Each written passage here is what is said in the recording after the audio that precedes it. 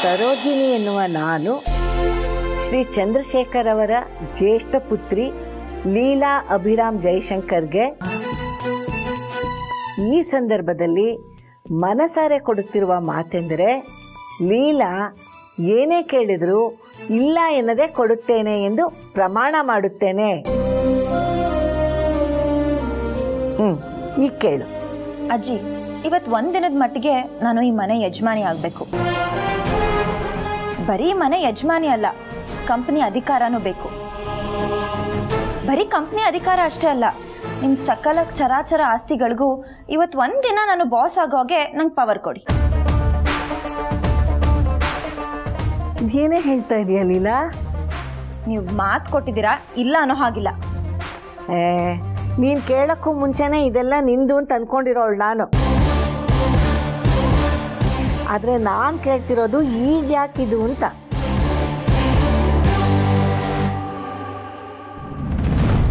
ಕಸ ಗುಡ್ಸೋಕೆ. ಅರ್ಥ ಆಗಲಿಲ್ಲ. ಸುಳ್ಳು ಅನ್ನೋ ಕಸ ಮನೆ ಅಂಗಳದಲ್ಲಿ ಬಂದಿದೆ. ನೀವು ಕೊಡೋ ಪವರಿಂದ ಅದನ್ನ ಗುಡಿಸಿ ಸಾರಿಸಿ ಸತ್ಯ ಅನ್ನೋ ರಂಗೋಲಿನ ಬಿಟ್ಟು ನ್ಯಾಯ ಅನ್ನೋ ದೀಪನ ಹಚ್ತೀನಿ.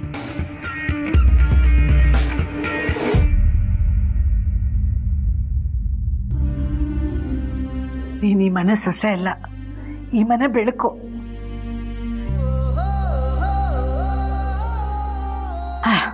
ಕೂತ್ಕೋ ಕೂತ್ಕೋ.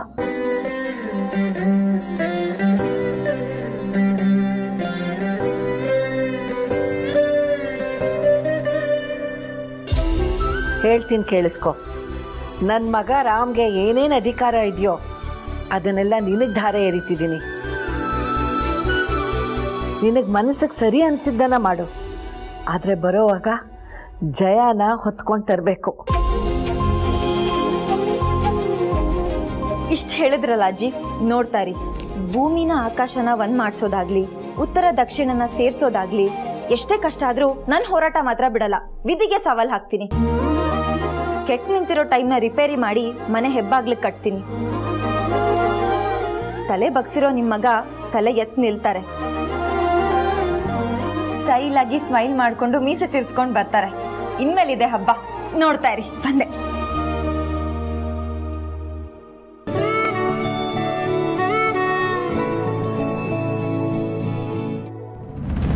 ಲೀಲಾ ಅವರು ಅದೇನೋ ಪ್ರೂವ್ ಮಾಡ್ತೀನಿ ಅಂತ ಹೇಳಿ ಕೇಳ್ಕೊಂಡಿದ್ದಕ್ಕೆ ಜನ ಏನೋ ಮನೆಗೆ ಹೋದರು. ಆದರೆ ಅವ್ರದ್ದು ಏನು ಪ್ರೂವ್ ಮಾಡ್ತಾರೋ ಏನೋ. ಲೀಲಾ ಮೇಡಮ್ ಅವ್ರು ಯೋಚನೆ ಮಾಡಿನೇ ಎಲ್ಲ ಹೇಳ್ತಾರೆ ಅಂತ ಹೇಳೋಕ್ಕಾಗಲ್ಲ. ಆದರೆ ಹೇಳಿದ ಮೇಲೆ ಅವ್ರು ಯೋಚನೆನೇ ಮಾಡಲ್ಲ. ಇದರರ್ಥ ಆಕಾಶನ ತಲೆ ಮೇಲೆ ಬಿದ್ರೂ ಲೀಲಾ ಮೇಡಮ್ ಅವರು ಹೇಳಿದ್ನ ಮಾಡೇ ಮಾಡ್ತಾರೆ. ಇದುವರೆಗೂ ಈ ಮನೆ ವಿಚಾರ ಬಂದಾಗ ಲೀಲಾ ಮೇಡಮ್ ಅವರು ತನಗೆಷ್ಟು ನೋವಾಗುತ್ತೋ, ತನಗಿದ್ರಿಂದ ಏನಾದರೂ ಪ್ರಾಬ್ಲಮ್ ಆಗುತ್ತೋ ಅಂತ ಒಂದು ಕ್ಷಣಕ್ಕೆ ಯೋಚನೆ ಮಾಡಿದೆ ಈ ಮನೆ ಚೆನ್ನಾಗಿರಬೇಕು ಅಂತ ಹೋರಾಡಿದ್ದಾರೆ. ಈ ಮನೆನೂ ಉಳಿಸಿದ್ದಾರೆ. ಇದೊಂದು ಜಸ್ಟ್ ಎಕ್ಸಾಂಪಲ್ ಅಷ್ಟೇ. ಬಟ್ ನಂಗೆ 100% ನಂಬಿಕೆ ಇದೆ ಲೀಲಾ ಮೇಡಮ್ ಏನಾದರೂ ಒಂದು ಮಾಡೇ ಮಾಡ್ತಾರೆ ರೂಪಾ. ಆದರೂ ಟೆನ್ಷನ್ ಹೋಗ್ಬೇಕಲ್ಲ. ಎಲ್ಲಿ ಅವರು? ಈ ಊರ್ ಜಾತ್ರೆ ಅಂತ ಬಂದಾಗ ಉತ್ಸವ ಮೂರ್ತಿನ ರಾಜಬೀದಿಯಲ್ಲಿ ಮೆರವಣಿಗೆ ಮಾಡಿಸೋಕ್ಕೆ ಅಲಂಕಾರ ಮುಖ್ಯ. ಮೋಸ್ಟ್ಲಿ ಅದೇ ನಡೀತಿರ್ಬೋದು ಅನ್ಸುತ್ತೆ. ಅಲಂಕಾರನ ಅಂದ್ರೆ? ಮೇಡಮ್ ಬನ್ನಿ. ನಮಸ್ತೆ ಮೇಡಮ್. ಬರಕ್ಕೆ ಹೇಳಿದ್ರು, ಏನು ವಿಷಯನೋ ಏನೋ ಅಂತ ಅರ್ಜೆಂಟಾಗಿ ಬಂದೆ ಮೇಡಮ್. ಅದಕ್ಕೆ ಕೂತ್ಕೊಳ್ಳಿ. ಮೇಡಮ್ ಏನು ವಿಷಯ? ಅದನ್ನ ನೀವು ಕೇಳಬಾರ್ದು, ನಮ್ಮ ಬಾಸ್ ಬಂದು ಕೇಳ್ತಾರೆ. ಏನು ಬಾಸ್ ಬರ್ತಿದ್ದಾರಾ? ಮೊದಲೇ ಅಪ್ಸೆಟ್ ಆಗಿರ್ತಾರೆ. ಬೈತಾರೋ ಕೇಸ್ತಿಂದ ತೆಗಿತಾರೋ ಅಂತ ಭಯ ಆಗ್ತಿದೆ ಮೇಡಮ್. ನೀವು ತಪ್ಪು ಮಾಡಿದ್ದೀರೇನ್ರಿ? ಮತ್ತೆ ಯಾಕೆ ಹೆದರ್ಕೋತಿದ್ದೀರಾ? ತಪ್ಪು ಮಾಡದೇ ಇರೋರು ತೊಡೆ ತಟ್ಟು ಬದುಕಬೇಕಂತೆ, ಹಾಗಂತ ನಮ್ಮ ಬಾಸ್ ಹೇಳಿದ್ದಾರೆ.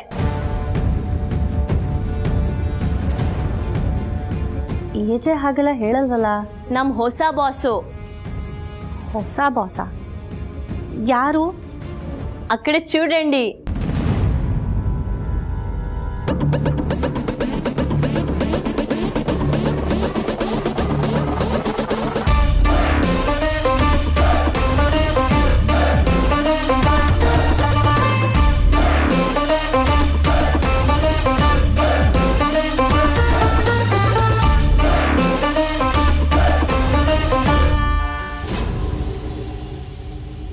ನಮಸ್ತೆ ಮೇಡಮ್. ನಮಸ್ತೆ, ಕೂತ್ಕೊಳ್ಳಿ.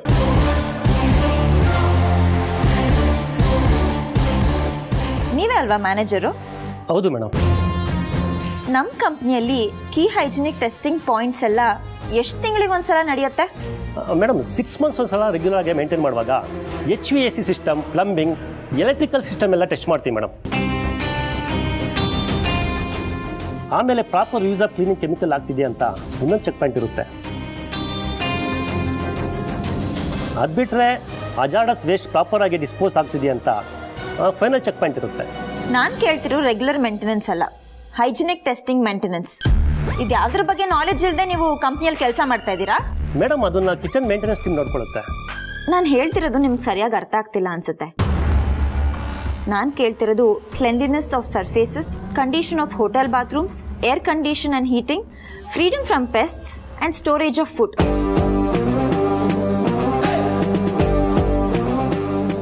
ಇದೆಲ್ಲ ಡೈಲಿ ಬೇಸಿಸ್ ಮೇಲೆ ಚೆಕ್ ಆಗುತ್ತಾ? ಇದೇನಿದು, ಲೀಲಾ ಅವರು ಇಷ್ಟೆಲ್ಲ ತಿಳ್ಕೊಂಡ್ಬಿಟ್ಟಿದ್ದಾರೆ. ನನಗಂತೂ ಇದೆಲ್ಲ ತಲೆಗೆ ಹೋಗಲ್ಲಪ್ಪ. ಮೇಡಮ್ ಇದೆಲ್ಲ ದಿನಕ್ಕೆ 3 ಟೈಮ್ ಚೆಕ್ ಆಗುತ್ತೆ. ಒಂದು ವೆಜಿಟೇಬಲ್ ಹಾಳಾದರೂ ಅದು ಗ್ರೂಪಿಂದ ತೆಗೆದು ಡಸ್ಟ್ಬಿನ್ಗೆ ಹಾಕ್ತೀವೋ ಹೊರತು ಮತ್ತೆ ಯೂಸ್ ಮಾಡೋದಿಲ್ಲ.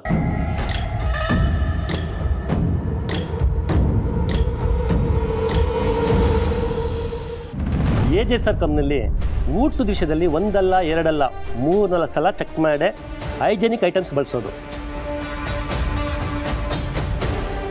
ನಮ್ಮ ಫ್ರೀಜರ್ ರೂಮ್ ಕೂಡ 3 ದಿನಕ್ಕೊಂದ್ಸಲ ಕ್ಲೀನ್ ಆಗುತ್ತೆ. ತುಂಬ ದಿನ ಬಾಳಿಕೆ ಬರೋ ತರಕಾರಿ ಕೂಡ 5 ದಿನದ ಮೇಲೆ ಇಡೋದಿಲ್ಲ. ಯಾಕಂದರೆ ಟೇಸ್ಟ್ಗೆ ಎಫೆಕ್ಟ್ ಆಗುತ್ತೆ ಅಂತ AJSR ರೂಲ್ ಮಾಡಿದ್ದಾರೆ. ಇಷ್ಟೆಲ್ಲ ಇದ್ರೂ ಫುಡ್ ಅನ್ಹೈಜಿನಿಕ್ ಆಗಿದೆ, ಜೊತೆಗೆ ಕೆಮಿಕಲ್ಸ್ ಮಿಸ್ ಆಗಿದೆ ಅಂತ ಹೇಗೆ ಪ್ರೂವ್ ಮಾಡಿದ್ರು? ನಮಗೂ ಅದೇ ಡೌಟ್ ಆಗ್ತಿರೋದು ಮೇಡಮ್. ಒಂದೇ ಸಲ ಆಫೀಸರ್ಸ್ ಟೀಮ್ ಬಂತು, ಸ್ಯಾಂಪಲ್ಸ್ ಎಲ್ಲ ತಗೊಂಡು ಟೆಸ್ಟ್ ಮಾಡಿದ್ರು, ನಮ್ಮನ್ನೆಲ್ಲ ಹೊರಗಾಕಿ ಲಾಕ್ ಮಾಡಿದ್ರು. ನಮ್ಮ ಕಂಪ್ನಿ ಸೆಂಟ್ರಲೈಸ್ ಕಿಚನ್ ಬಗ್ಗೆ ಎಲ್ಲ ಡೀಟೇಲ್ಸ್ ಈ ಫೈಲಲ್ಲಿದೆ. ನಿಮ್ಮ ರೆಫರೆನ್ಸ್ಗೆ ಅಂತ ತೊಗೊಂಬನ್ನಿ ಮೇಡಮ್, ತಗೊಳ್ಳಿ.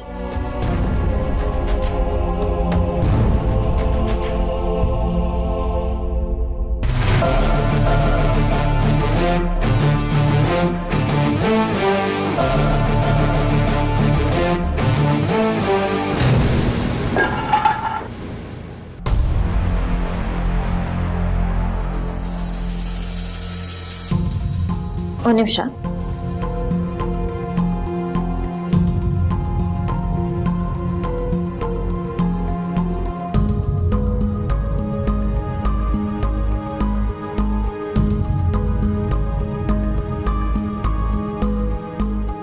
ನನ್ನ ಮಗನಿಗೆ ಒಳ್ಳೇದಾಗಬೇಕು, ಎಲ್ಲ ಸರಿ ಹೋಗಬೇಕು. ಅವನೊಬ್ಬನೇ ರೂಮಲ್ಲಿ ಲೈಟು ಹಾಕ್ತಾ ಕತ್ಲಲ್ಲಿ ಕೂತ್ಕೊಂಡ್ಬಿಟ್ಟಿದ್ದಾನೆ. ಅವನು ಹಾಗೆ ಉಳಿದ್ಬಿಡ್ತಾನೇನೋ ಅಂತ ಅನ್ನಿಸ್ತಾ ಇದೆ ನನಗೆ. ಅವನು ಅಂತರ ಕಾಣೆ ಆಗಿದ್ದಾಗ ಹೀಗಿದ್ದ, ಈಗ ಮತ್ತೆ ಹಾಗೆ ಉಳ್ಕೊಂಡ್ಬಿಡ್ತೇನೋ ಅಂತ ಭಯ ಕಾಡ್ತಾ ಇದೆ ನನಗೆ. ಆಗಲ್ಲ ದೇವ್ರೆ, ಇದೆಲ್ಲ ನೋಡಕ್ಕೆ ನನ್ನ ಕೈಲಿ ಆಗ್ತಿಲ್ಲ.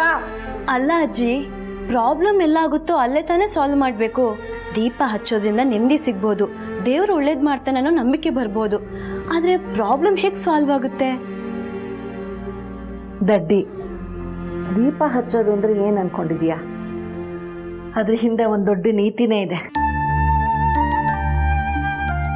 ಅಜ್ಜಿ, ದೀಪದ ಹಿಂದೆ ಯಾವ ನೀತಿ ಪಾಠ ಇದೆ? ಈ ಲೋಹದ ದೀಪನ ಹೇಗೆ ಮಾಡ್ತಾರೆ ಗೊತ್ತಾ?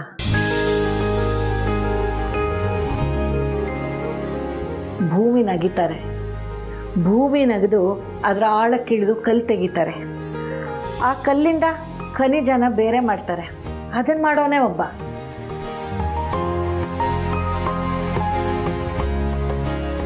ಖನಿಜದಿಂದ ಲೋಹ ಮಾಡೋನು ಇನ್ನೊಬ್ಬ, ಆ ಲೋಹದಿಂದ ದೀಪ ತಯಾರಿಸೋನು ಇನ್ನೊಬ್ಬ.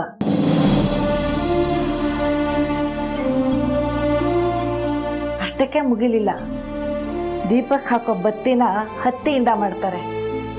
ಆ ಹತ್ತಿ ಬೆಳೆಯೋ ರೈತ ಒಬ್ಬ.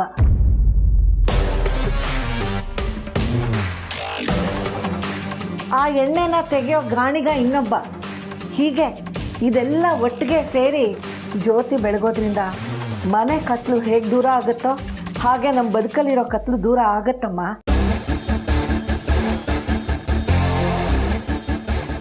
ಅಜ್ಜಿ ಎಷ್ಟು ಚೆನ್ನಾಗಿ ಹೇಳಿದ್ರಿ. ಎಷ್ಟೊಂದು ತಿಳ್ಕೊಂಡಿದ್ದೀರಾ ಅಜ್ಜಿ ನೀವು.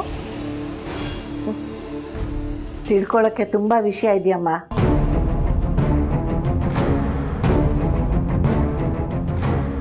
ಸತ್ಯ ನಮ್ಮ ಕಣ್ಮುಂದೆನೇ ಇರುತ್ತೆ, ಆದರೆ ಕಾಣ್ದ ಹಾಗೆ ಬಚ್ಚಿಟ್ಕೊಂಡಿರುತ್ತೆ. ಸೂಕ್ಷ್ಮವಾಗಿ ಗಮನಿಸಿದಾಗ ಆ ಸತ್ಯ ಕಣ್ಮುಂದೆ ಬಂದು ನಿಲ್ಲುತ್ತೆ. ಈ ಪ್ರಪಂಚದಲ್ಲಿ ಯಾವುದೋ ಸ್ವತಂತ್ರ ಅನ್ನೋದು ಇಲ್ವೇ ಇಲ್ಲ. ಎಲ್ಲದಕ್ಕೂ ಒಂದೊಂದಕ್ಕೆ ಒಂದೊಂದು ನಂಟು ಇದ್ದೇ ಇರುತ್ತೆ.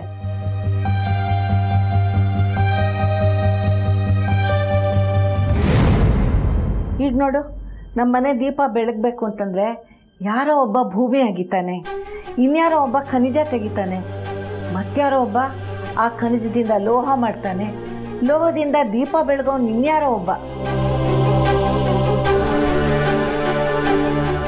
ಹತ್ತಿ ಬೆಳೆಯೋನೊಬ್ಬ, ಎಣ್ಣೆ ತೆಗಿಯೋನೊಬ್ಬ. ಹೀಗೆ ನೋಡು, ಎಲ್ಲದಕ್ಕೂ ನಂಟಿದ್ದೇ ಇದೆ. ಈ ನಂಟು ಅನ್ನೋದು ಇಲ್ಲದೆ ಹೋದರೆ ಬದುಕಕ್ಕೆ ಸಾಧ್ಯನೇ ಇಲ್ಲ. ಸರಿ, ಬನ್ನಿ ಎಲ್ಲ ದೇವ್ರಿಗೆ ದೀಪ ಬೆಳಗಿ ಪೂಜೆ ಮಾಡಿ ಈ ಮನೆಗೆ ನನ್ನ ಮಗನಿಗೆ ಒಳ್ಳೇದಾಗಲಿ ಅಂತ ಭಕ್ತಿಯಿಂದ ಬೇಡ್ಕೊಳ್ಳಿ. ಅಜ್ಜಿ, ನೀವು ದೀಪ ಹಚ್ತಾ ಇರಿ, ನಾನು ಬಂದೆ.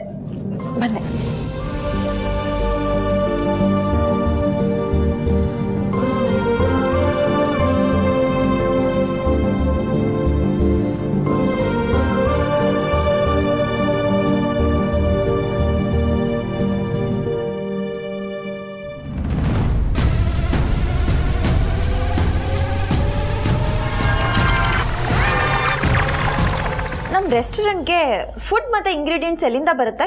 ಮೇಡಮ್, ನಮ್ಮ ಎಲ್ಲ ರೆಸ್ಟೋರೆಂಟ್ಗಳಿಗೂ ಎಲ್ಲ ಬ್ರಾಂಚ್ಗಳಿಗೂ ಸೇಮ್ ಟೇಸ್ಟು, ಸೇಮ್ ಕ್ವಾಲಿಟಿ ಮತ್ತು ಹೈಜಿನಿಕ್ ಮೇಂಟೈನ್ ಮಾಡಬೇಕು ಅಂತಲೇ AJ ಸಾರು ನಮ್ಮ ಮೇನ್ ಬ್ರಾಂಚಲ್ಲಿ ಸೆಂಟ್ರಲೈಸ್ಡ್ ಕಿಚನ್ ರೆಡಿ ಮಾಡಿಸಿದ್ದಾರೆ. ಸೆಂಟ್ರಲೈಸ್ಡ್ ಕಿಚನ್ನ? ಹೌದು ಮೇಡಮ್. ಏನೇ ಫುಡ್ ಐಟಮ್ಸ್ ಇದ್ದರೂ, ಅದಕ್ಕೆ ಬೇಕಾಗಿರೋ ಏನೇ ಪದಾರ್ಥ ಇದ್ದರೂ ನಮ್ಮ ಮೇನ್ ಬ್ರಾಂಚ್ ಕಿಚನ್ಗೆ ಬರುತ್ತೆ. ಸೊ ನಮ್ದು ಯಾವುದೇ ಬ್ರಾಂಚ್ಗಾಗಿದ್ರು ಅಲ್ಲಿಂದನೇ ಫುಡ್ ರೆಡಿಯಾಗಿ ಡೆಲಿವರಿ ಆಗುತ್ತೆ. ಸೊ ಆಫೀಸರ್ಸು ಫುಡ್ ಗ್ರೇಡ್ನ ಚೆಕ್ ಮಾಡೋಕ್ಕೆ ಸ್ಯಾಂಪಲ್ನ ಟೆಸ್ಟಿಂಗ್ಗೋಸ್ಕರ ಮೇನ್ ಬ್ರಾಂಚ್ ಕಿಚನಿಂದ ತೊಗೊಂಡಿದ್ದಲ್ಲ? ಹೌದು ಮೇಡಮ್. ಸೊ ಫುಡ್ ಡೆಲಿವರಿ ಮಾಡೋಕ್ಕೆ ಎಷ್ಟು ವೆಹಿಕಲ್ಸ್ನ ಯೂಸ್ ಮಾಡ್ತೀರಾ?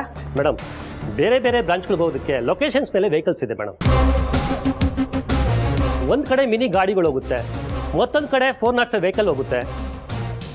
ಓಕೆ, ಬಟ್ ಮೇನ್ ಬ್ರಾಂಚ್ಗೆ ಬರೋದು ಎಷ್ಟು ವೆಹಿಕಲ್ಸು? ಒಂದೇ ಒಂದು 10 wheel lorry.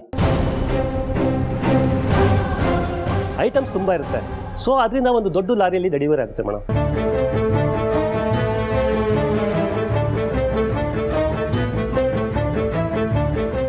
Okay, thank you. ನೀವೇನು ಹೊರಡ್ಬೋದು. Okay madam.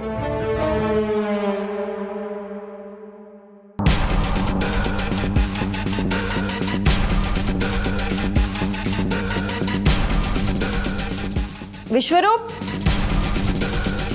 Vishwaroop,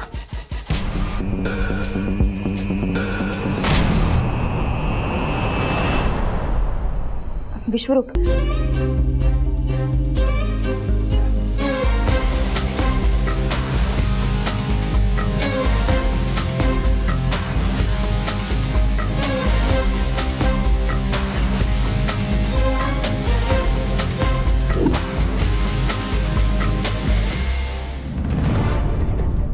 share value ಕಳೆದುಕೊಂಡು ಒಂದೇ ದಿನಕ್ಕೆ 12 ಕೋಟಿ ಲಾಸ್ ಮಾಡ್ಕೊಂಡಿರೋಂಥ AJ ಸಾಮ್ರಾಜ್ಯ.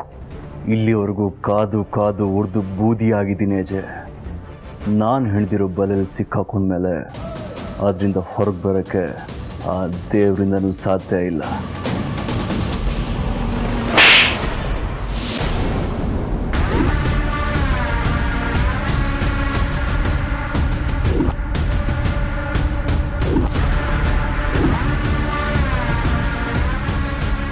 ದುರ್ಗಾ,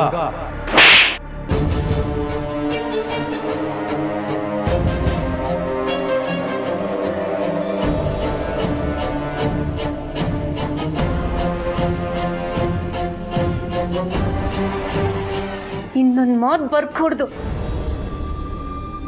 ನಿನ್ನ ಬಾಯಲ್ಲಿ ನನ್ನ ಹೆಸರು ಬಂದರೆ ಏನು ಹೇಳಿ ಜನ್ಮ ಕಂಡತ್ತೆ ಪಾಪ.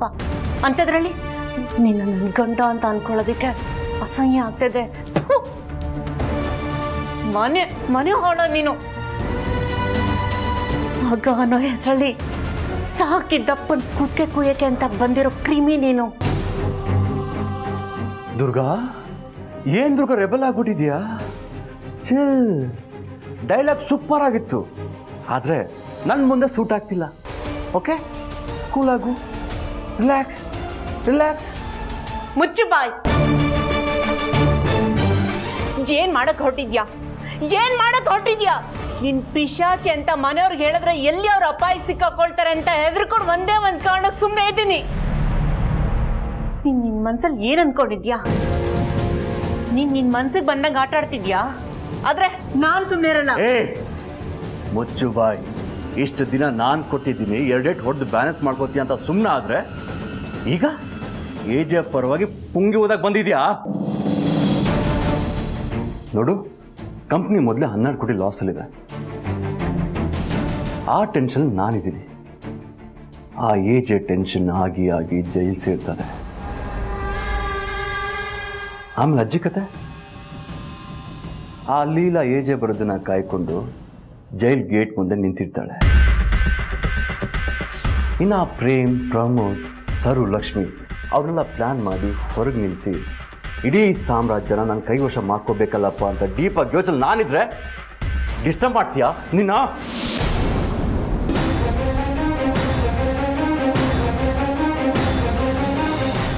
ಪಾಪಿ, ಇದು ಒಳ್ಳೇದಲ್ಲ. ಹೌದು, ಏಜ್ ಆಗಿದ್ದು ಒಳ್ಳೇದಲ್ಲ.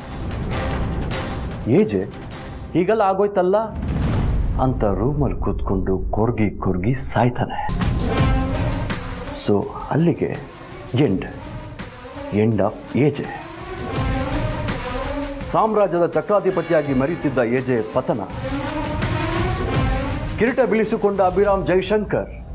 ಇದು ನ್ಯೂಸ್ ಹೆಡ್ಲೈನ್ಸ್. ಆದರೆ ಅದ್ರ ಮಾರನೇ ದಿನ ಹೆಡ್ಲೈನ್ಸ್ ನಿನಗೆ ಗೊತ್ತಾ? ಮುಳುಗಿ ಹೋಗುತ್ತಿದ್ದ ಅಪ್ಪನ ಸಾಮ್ರಾಜ್ಯವನ್ನು ಮಧ್ಯದಲ್ಲೇ ತಡೆದು ದಡಕ್ಕೆ ಸೇರಿಸಲು ಬಂದ ಕಿಶೋರ್. ತನ್ನ ಚಿಕ್ಕ ವಯಸ್ಸಿನಲ್ಲಿಯೇ ಕಂಪನಿಯ ಸಿಇಒ ಆಗಿ ನೇಮಕ. ಎಜೆ ಸಾಮ್ರಾಜ್ಯ ಪತನ, ಕಿಶೋರ್ ಸಾಮ್ರಾಜ್ಯ ಉತ್ಖನನ. ಹೇಗಿದೆ ಹೆಡ್ಲೈನ್ಸ್? ಕುತ್ಕಲ್ಲಿರೋ ತಾಳಿಗೆ ಬೆಳೆ ಕೊಟ್ಟು ಸುಮ್ಮನೆ ಇದ್ದೀನಿ. ನನ್ನ ಮಾವ ಅವರು ಅವ್ರ ವಿಷಯದಲ್ಲಿ ಏನಾದ್ರು ಹೆಚ್ಚು ಕಡಿಮೆ ಆದ್ರೆ ನಾನು ಸುಮ್ಮನಿರೋದಿಲ್ಲ. ಓ, ಇಸ್ ಇಟ್? ಓಕೆ, ಈಗ ನಾವೊಂದು ಹೇಳ್ತೀನಿ. ನನ್ನ ಸೇಫ್ಟಿಗೋಸ್ಕರ ನಾ ಮಾಡ್ಕೊಂಡಿದ್ದ ಕೆಲಸ 1-2 ಸುಮಾರು. ಪ್ರತಿಯೊಂದು ತಪ್ಪಿಗೆ ನಾ ಮಾಡೋ ಕೆಲಸ ಏನು ಗೊತ್ತಾ? 1, ಸಾಕ್ಷಿ ನಾಶ.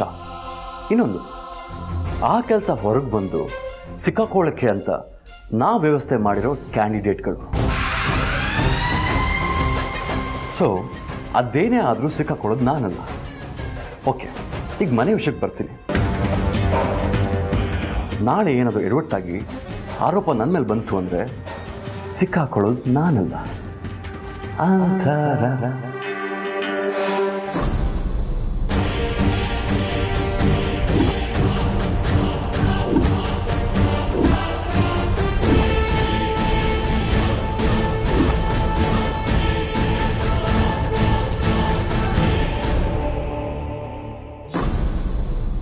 ಬಿಕಾಸ್ ಅವಳು ನನ್ನ ದಾಳ.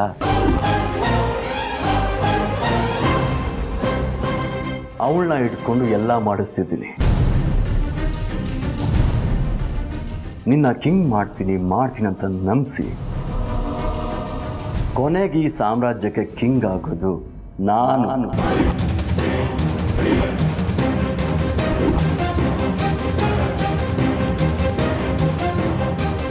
ನನ್ನ ವಿಷಯಕ್ಕೆ ಬಂದಾಗ ಹೆಂಡತಿ ಅಂತ ನೋಡದೆ ಕಿಡ್ನಾಪ್ ಮಾಡಿಸಿ ಮೂಲಲ್ಲಿಟ್ಟವನು. ಅಂಥದ್ರಲ್ಲಿ ಅಂತರನ್ನು ಮುಂದಿಟ್ಟು ಸಿಗಾಕ್ಸಕ್ಕೆ ಬರಲ್ವಾ? ಇಷ್ಟೆಲ್ಲ ಪ್ಲಾನ್ ಮಾಡಿಕೊಂಡು ನನ್ನ ಮುಂದೆನೆ ನಾಟಕ ಆಡ್ತಿದ್ಯಾ ಕಿಶೋರ್? ನಿನ್ನ ಇಲ್ಲ, ನಾನೀಗ ತಾಳ್ಮೆ ಕಳ್ಕೋಬಾರ್ದು. ತಾಳ್ಮೆ ಕಳ್ಕೊಂಡ್ರೆ ಎಲ್ಲ ಹಾಳಾಗೋಗುತ್ತೆ. ರಿಲ್ಯಾಕ್ಸ್ ಪ್ರಾರ್ಥನಾ, ರಿಲ್ಯಾಕ್ಸ್. ಪಾಪಿ, ನಿನ್ ದಾಳಕ್ಕೆ ಇನ್ನು ಎಷ್ಟು ಜನನ ಬಲಿ ಕೊಡ್ಬೇಕು ಅನ್ಕೊಂಡಿದ್ಯಾ? ಒಬ್ಳೆ ಅದು ಅಂತರ